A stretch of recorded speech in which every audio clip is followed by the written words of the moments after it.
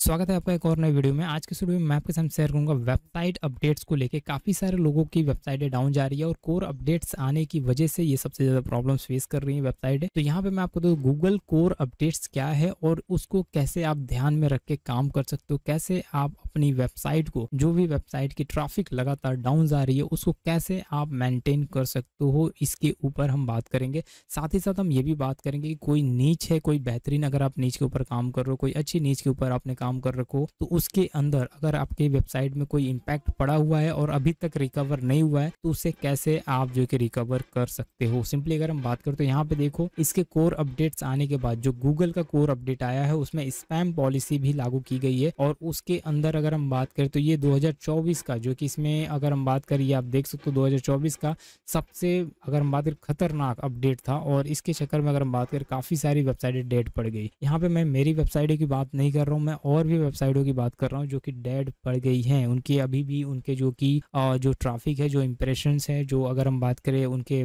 जो search engine है, जो रैंकिंग है, वो सब के सब जो कि डाउन चले गए हैं। अब मैं आपको कुछ रिकॉर्ड दिखाऊंगा, कुछ डाटा दिखाऊंगा जिससे आप ये समझ पाओगे ये सबके साथ में हुआ है। सिंपली अगर हम बात करें तो हम यहाँ पे आएंगे और यहाँ पे मैं आपको दिखाने की कोशिश करता हूँ कि क्या रिस्पॉन्स कर रही है वेबसाइटें और क्यों उनका जो है कि एनालिस्टिक, जो उनका कीवर्ड्स है, जो उनकी अगर हम बात करें सर्चिंग है, जो इंप्रेशंस है, वो सब कुछ एकदम से ख़त्म सा हो गया है। और उसको कैसे मेंटेन किया जा सकता है, कैसे मेंटेन कर रहा हूँ मैं और कैसे आप मेंटेन कर सकते हो, ये हम देखेंगे। सिंपली अगर हम बात करें तो ये वो वेबसाइट है जो कि आप देख पा रहे हो। इसके अंदर इसकी एसईओ परफॉर्मेंस की बात करें तो देखो यहाँ पे सर्च इंप्रेशन काफ़ी ज़्यादा था, वो डाउन जा रहा है। टोटल कीवर्ड्स थे, वो कीवर्ड्स अभी भी यहाँ पे शो कर रहे हैं। और ये देखो आप टोटली यहाँ पे ये यहाँ से कुछ इस तरीके से फ्लैट हो चुका है, ये आप देख सकते हो। काफ़ी दिनों से ये फ्लैट है, काफ़ी दिनों से फ्लैट जा रहा है, इंप्रेशन बढ़ ही नहीं रहे। और ये यहाँ पे इसका एवरेज पोजीशन वैसे का वैसे मेंटेन अभी भी है। लेकिन सवाल यहाँ पे ये है कि जो कीवर्ड्स के ऊपर मैं जब जाता हूँ तो कीवर्ड्स में देखो काफ़ी सारे ऐसे कीवर्ड्स थे जो कि टॉप 3 में रैंक करते थे, टॉप 10 में रैंक करते थे और टॉप 50 में, 10 to 50 में रैंक करते थे, यहाँ पे भी रैंक करते थे। लेकिन सडनली उन्हें जो है कि एकदम से डाउन कर दिया, एकदम से ख़त्म कर दिया। अब यहाँ पे इसके कोर अपडेट्स को हमें समझ के काम करना है कि एक्चुअल में हमें करना क्या है, एक्चुअल में क्या चीज़ें हम करेंगे जिससे कि इस कोर अपडेट को हम बीट कर पाएँ और कोर अपडेट के अकॉर्डिंग हम चल पाएँ।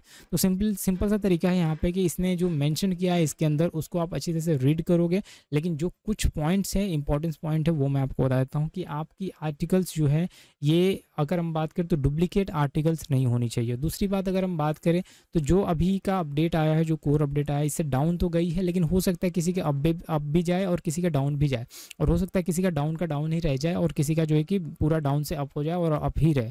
तो ये सब कुछ डिपेंड करता है स्पैमिंग के ऊपर, जो कि डुप्लीकेट कंटेंट के ऊपर या फिर एक ही मल्टीपल क्वेश्चंस के ऊपर, जैसे सिमिलर क्वेश्चंस के ऊपर, जो कि सिमिलर क्वेश्चंस लोग बार बार डाल रहे हैं या फिर एआई का इस्तेमाल कर रहे हैं, तो उसके ऊपर ये सारी चीज़ें बेस्ड है। इसमें इंपॉर्टेंट पॉइंट क्या है मैं आपको वो बताता हूँ। इंपॉर्टेंट पॉइंट ये है कि अगर कोई क्वेश्चंस डले हुए हैं, जो कोई एक आर्टिकल डली हुई है how to make money online और उसके ऊपर आपने भी डाल दिया कि how to make money online, तो ये जो है कि एक डुप्लीकेट कंटेंट में आता है और इसके ऊपर आपको फोकस करना है, इसको आपको इग्नोर करना है। आपको एक ऐसे क्वेश्चंस बनाने हैं जो कि बिल्कुल डिफरेंट हो, बिल्कुल अलग हो और उसके ऊपर ज़्यादा आर्टिकल डली ना हो। प्लस अगर हम बात करें तो ये तो आपका एक नॉर्मल सी कॉमन सी बात होगी, लेकिन साथ ही साथ आपको ये भी समझना है कि जैसे मैंने लिखा हाउ टू क्रिएट वेबसाइट, तो किसी और ने भी लिखा हाउ टू मेक वेबसाइट, तो इनका मीनिंग क्या हुआ, सिमिलर है, एक ही है। तो इसका मतलब ये है कि अगर आप जो है कि how to create a website का एक आपने आर्टिकल बनाया और फिर दूसरा आपने how to make a website का एक और आर्टिकल बनाया, तो ये दोनों ही एक ही क्वेश्चंस में कवर हो सकते थे लेकिन आपने दो बना दिया। इसके लिए ये जो कि डुप्लीकेट कंटेंट काउंट करेगा। और डुप्लीकेट कंटेंट काउंट करने का मतलब ये है कि आपकी जो है कि साइट की ग्रो है, जो उसका इंप्रेशंस है, जो ट्रैफिक है, उसकी आने की जो रैंकिंग है, जो चांसेस है, वो सब कुछ डिक्रीज करता चला जाएगा और आपको स्पैम पॉलिसी या फिर डुप्लीकेट